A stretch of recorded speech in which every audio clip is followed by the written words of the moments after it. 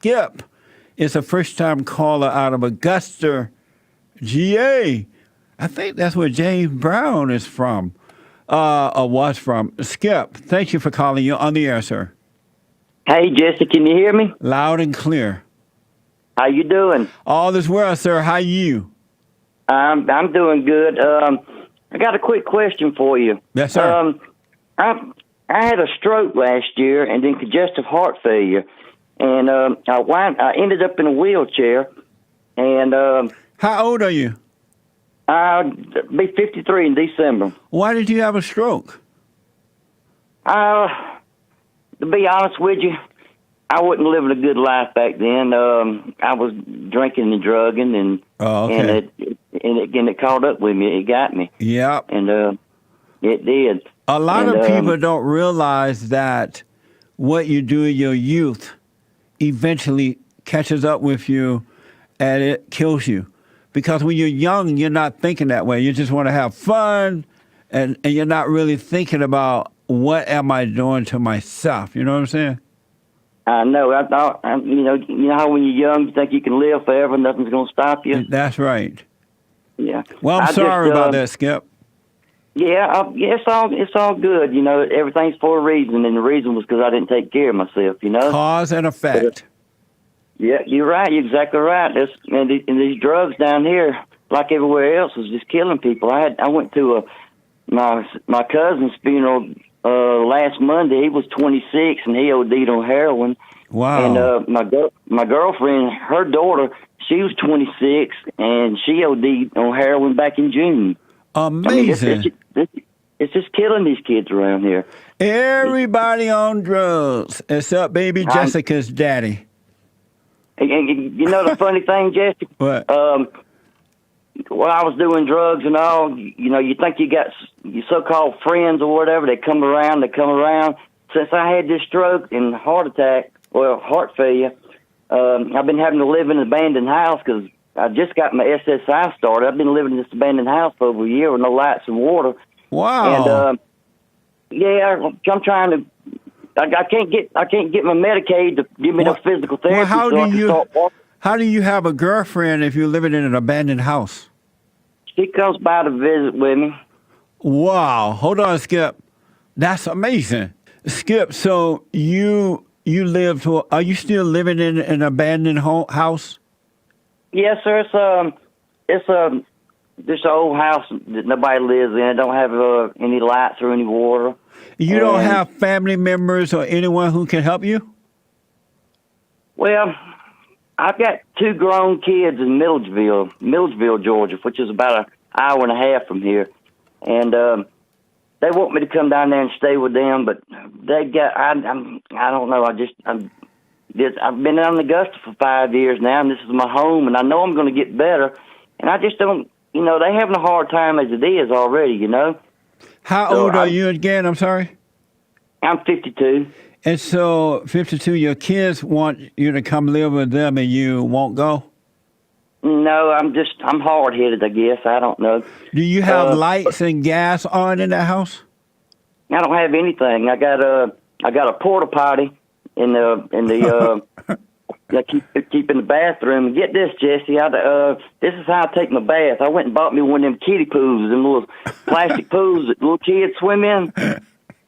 And I put it in the living room, and I go across the street, get my girlfriend to go across the street and get me some water, and I leave it out in the sun, let it get good and hot. And she helps me get down in the swimming pool, and I give myself a bath like that. That's how I do it. But you know what? I'm fine with all this. That's amazing. So let me ask you, when you were a teenager, did you ever think, you know what, one day I'm going to be living in an abandoned house with a kiddie pool? No, I never did see that coming. And so what happened along the way that you didn't have enough awareness of yourself to prevent from ending up in a house with a kiddie pool? Well, you ever what heard happened that along the way? You ever heard that saying, I'm a self-made man? Yes. Well, I'm a self-made man. I worked all my life. I made good money. You ever heard of a storm chaser? People go out and chase storms? Yes. Okay, well, I pretty much did the same thing. I worked with the insurance companies, and I went out and met with homeowners, and I looked for hail damage, and helped me get a new roof on the house, and I made real good money. But I never saved a penny, Jesse. I always lived for the day. I didn't think ahead for nothing like this or anything. Wow. And I blew every penny I had. I never saved a penny. Never saved a penny. And it never occurred to you, you know what, I better save a penny, or I better buy me a house, or I better do something because life is always changing? That never occurred to you?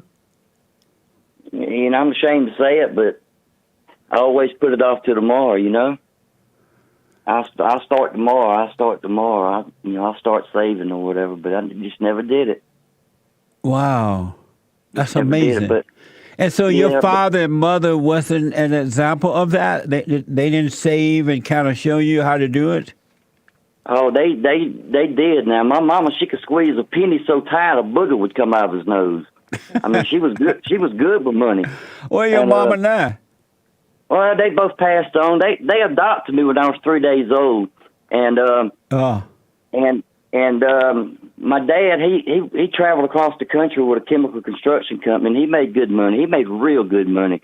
And Mama, she could save it. She was good about saving. And why do you have a girlfriend? How can you have a girlfriend if you're living in an abandoned house with a kiddie potty? How can you have a girlfriend? Why does she want to be your girlfriend? Well, she knows I'm going to get better. I'm trying to get better. See, I had when I had the stroke and the heart failure.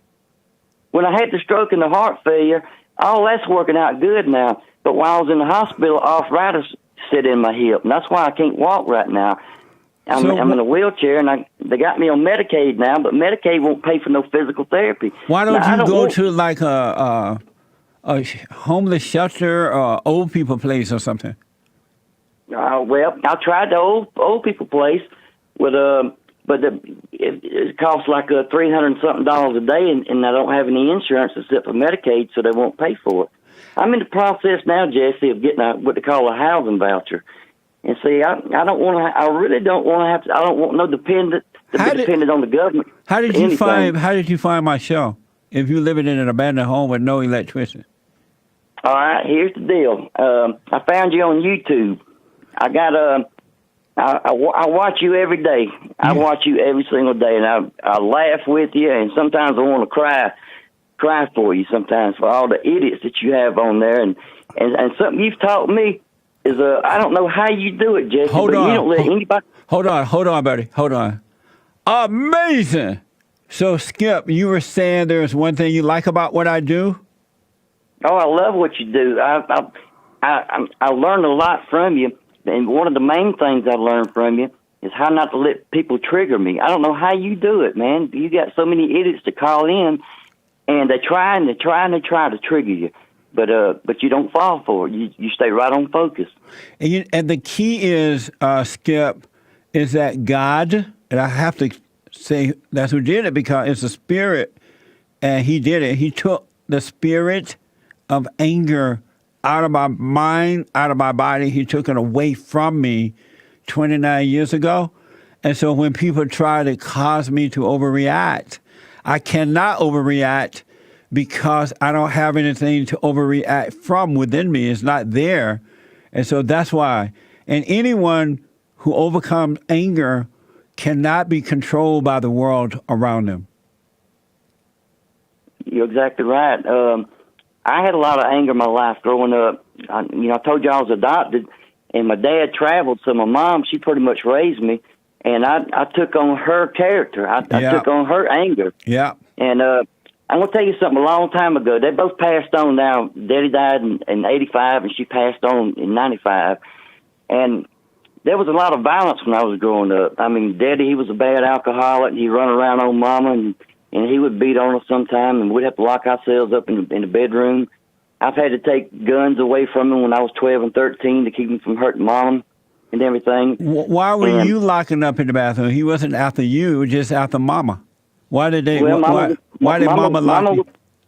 She was scared for me. He would never hurt me. Right. she just put me in there with her. You know But, why Mama put you in there, right? She wanted you to identify with her, and you're right. and make you think your daddy was going to hurt you. Yeah, I know it. I know all this now. But let me tell you. Let me share something with you, Jesse. My mom and daddy, they adopted me when I was 3, and they love me. I know they love me more than anything in this world. But they never said I love you. I got more fingers on my left hand than I heard either one of them ever say I love you to me or to each other, or I ever said it to them. They since Daddy made good money, they bought me everything. I got Christmas like you wouldn't believe. I mean, I went to private school. I got a car when I was 15 and started driving. I mean, I was an idiot. They just gave me everything I wanted and I didn't want. But that was their way of showing me they loved me, and I couldn't understand that. And then it hit me one day. I said, I know why Mom and Daddy never could tell me, express their love, because I remember Mama telling me a story. See, they were real poor, and Mama was a white sharecropper. Her family lived down in Wilkinson County. I mean, they were poor. She was born back in 27. Anyhow, her daddy was an alcoholic, and my daddy's daddy was an alcoholic. And that was all dysfunctional. And I realized it, Jesse, one day. I said, you know what? You know why they couldn't tell me they loved me? Because they never heard love. They were never told that their parents loved them. Yeah.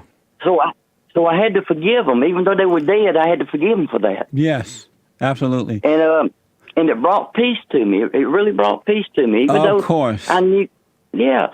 But I still identified with my mom, and I didn't really realize that until I started listening to you.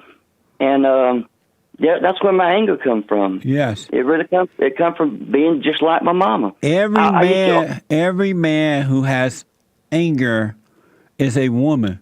It's because the anger of a man is that of a woman. Men don't naturally have anger. Men naturally have love.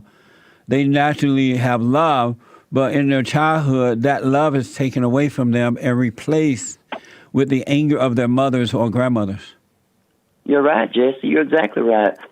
I talk to my kids every day on the phone. They call me or I call them.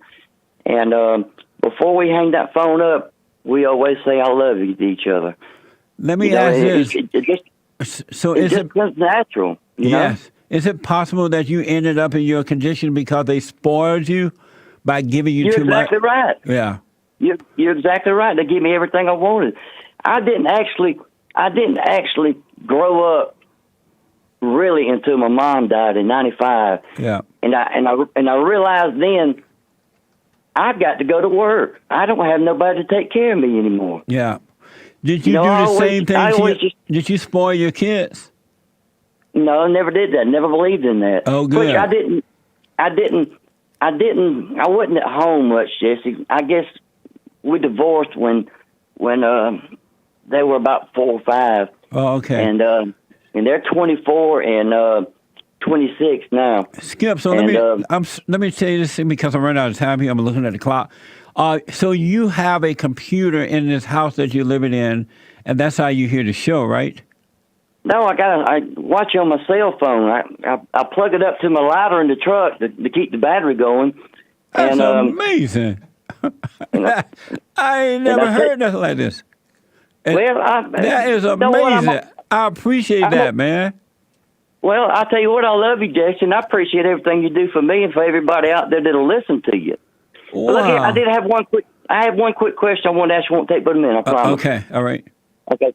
When it gets towards the end of the month, I run out of money because I get $750 a month. By the time I pay my insurance on my vehicle and my phone and eat every day, and I keep ice in my cooler every day to keep my food cold, and that costs $2 a day for ice. So that's $60 a day, a month right there. So that little $750 don't go far. So sometimes I run out of money with about 4 or 5 days left in the month, and I get Stacy to take me down to the corner, and I'm embarrassed to say this, but I get her to take me down to the corner, and I hold up a sign that says, "We'll work for food." Now, Stacy is your girlfriend, right? What, Jesse? Your girlfriend name is Stacy? Yeah, okay. Stacy. All right, go ahead. Read the question real fast. Okay. You would not believe, Jesse, out of I don't sit there but maybe an hour to get enough money to get something to eat that day, and then I'll go back. Well, I don't sit there and try to bum a whole bunch of money. But you would not believe, I promise you, it's probably 95% black people that give me money, and white people will sit there at the red light and look the other way. I mean, it's amazing, Jesse. That's amazing. Let me tell you this, Skip. Do my silent prayer. Go to the silentprayer.video. I want you to start doing that. And amazing things will continue to happen for you. Will you do the prayer? I will, Jesse, and things are getting better. It sounds rough being in this house, but it's okay, Jesse. No, I'm okay with it. No, I'm glad you're there. This is going to help you. It's good for you. But do the silent prayer, and God is with you, all right? Thank you, Jesse.